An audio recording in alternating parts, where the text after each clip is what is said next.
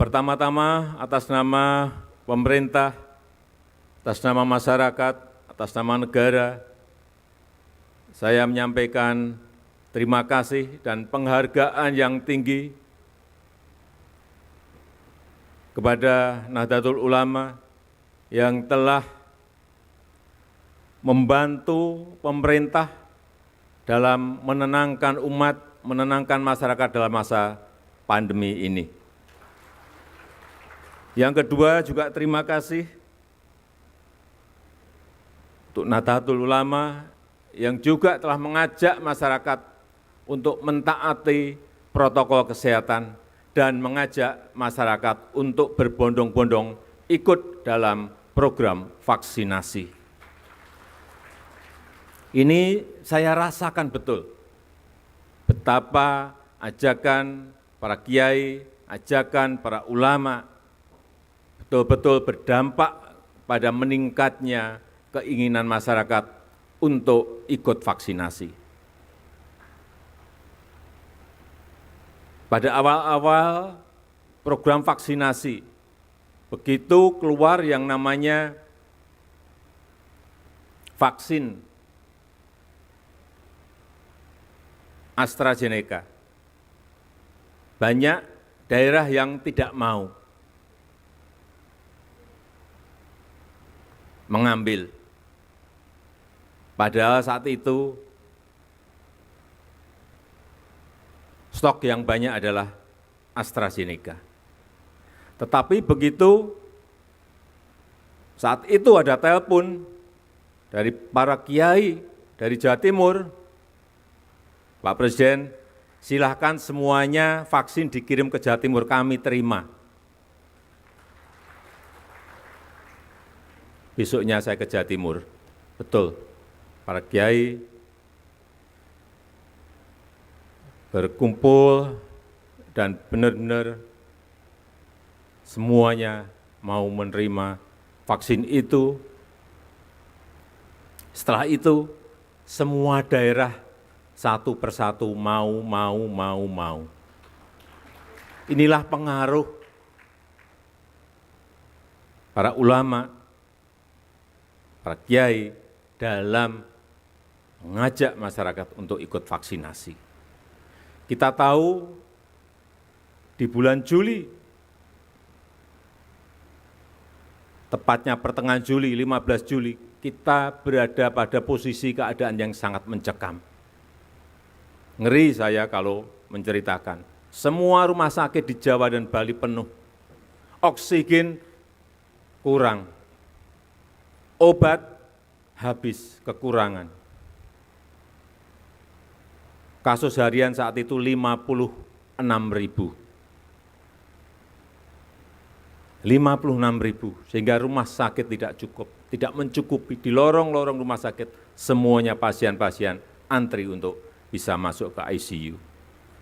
Alhamdulillah, berkat dukungan dari NU, kemarin kasusnya alhamdulillah hanya 216 kasus per hari di seluruh tanah air.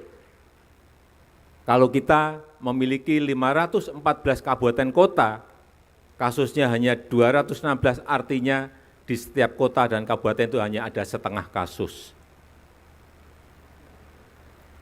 Kemudian vaksinasi, sampai hari ini kita telah menyuntikkan 263 juta vaksin kepada masyarakat.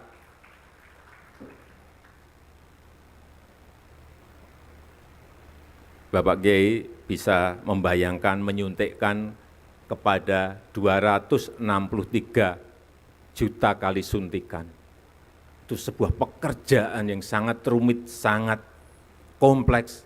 Belum membawa vaksinnya ke tempat-tempat yang sangat sulit di atas gunung, ke pulau-pulau kecil, dengan membawa perahu, dengan naik sepeda motor, membawa box untuk pendingin vaksin.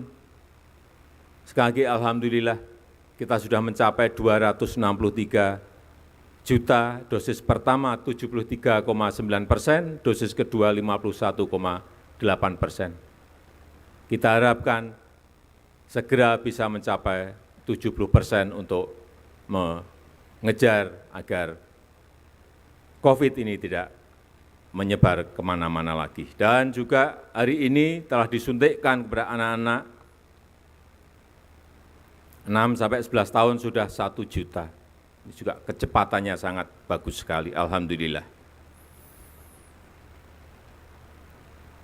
Tapi kita tetap harus masih hati-hati, masih harus waspada, karena sekarang muncul varian baru yang namanya Omikron. Telah ada 83.000 kasus di dunia, dan ke negara kita Indonesia juga telah masuk.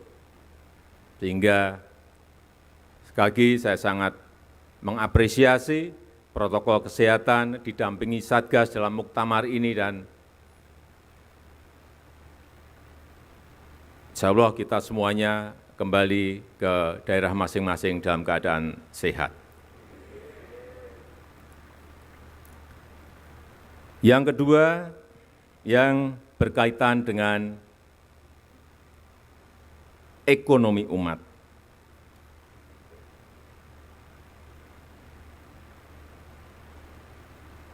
Kita tahu banyak yang disampaikan mengenai masalah pemerataan, seperti tadi juga Bapak Ketua Umum PBNU juga menyampaikan.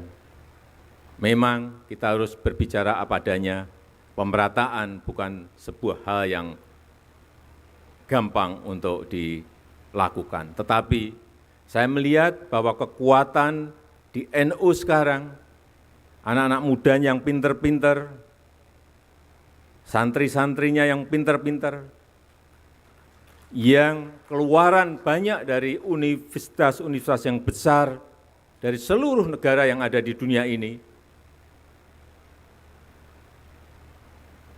apabila ini bisa dirajut dalam sebuah kekuatan lokomotif, saya meyakini ini bisa menarik gerbong yang ada di bawah untuk bersama-sama dalam rangka mensejahterakan kita semuanya. Saya menawarkan yang muda-muda ini dibuatkan sebuah wadah, bisa PT atau kelompok usaha, dan pemerintah, saya menyiapkan.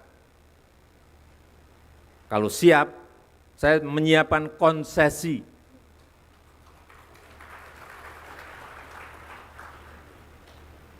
Baik itu yang namanya konsesi, terserah mau dipakai untuk lahan pertanian, silahkan. Saya juga ingin menyiapkan konsesi minerba.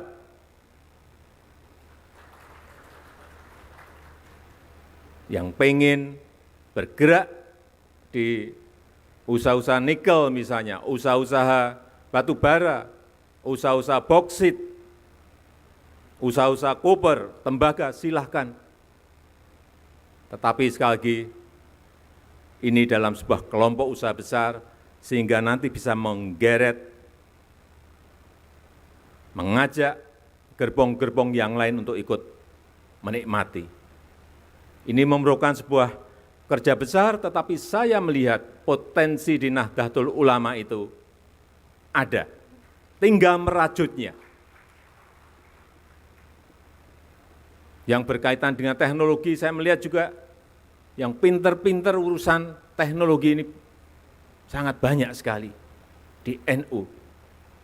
Doktor-doktornya banyak sekali yang muda-muda, santri-santri yang dokter banyak sekali. Karena apapun ke depan yang namanya teknologi, ini harus, mau tidak mau, kita harus masuk ke sana. Karena kita ingin teknologi ini maslahat bagi umat, maslahat bagi masyarakat, maslahat bagi rakyat. Jangan sampai ini malah merusak, membuat hal-hal yang negatif bagi rakyat kita. 5 tahun yang lalu, saya ingat betul, saya ketemu dengan pemiliknya Facebook yang namanya Mark Zuckerberg. Saya diajak saat itu main pingpong, tapi tidak ada bola pingpongnya, tidak ada meja pingpongnya. Maka kacamata, Oculus, kemudian main bersama.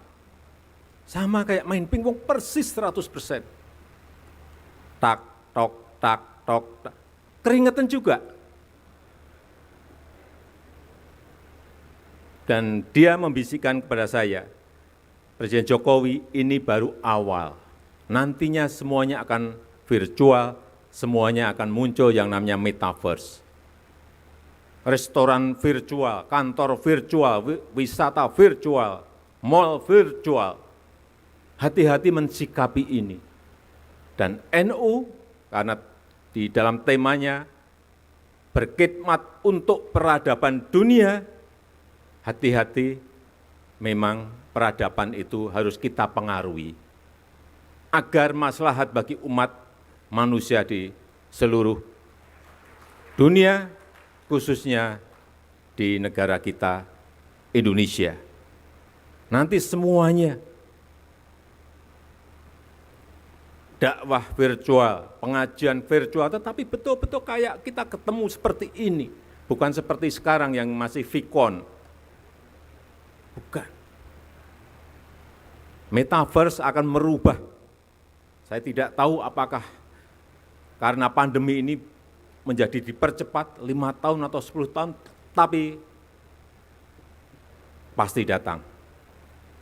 Oleh sebab itu kita semuanya harus siap dan kita bersama-sama NU untuk peradaban dunia dan Indonesia sekarang juga memimpin G20, menjadi keketuaan G20, juga ingin mempengaruhi kebijakan-kebijakan dunia yang berpihak pada negara-negara miskin, kepada negara-negara berkembang, kepada negara-negara kecil, kepada negara-negara kepulauan dalam segala hal, utamanya dalam hal digitalisasi, perubahan iklim, dan ekonomi hijau.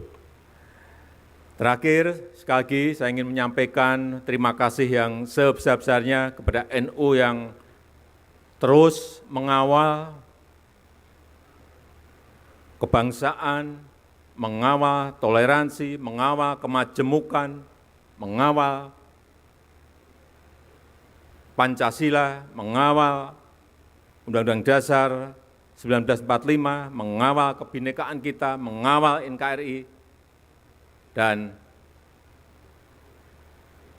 kita harapkan dengan itu kita terus bisa menjaga dan merawat bangsa dan negara kita yang kita cintai.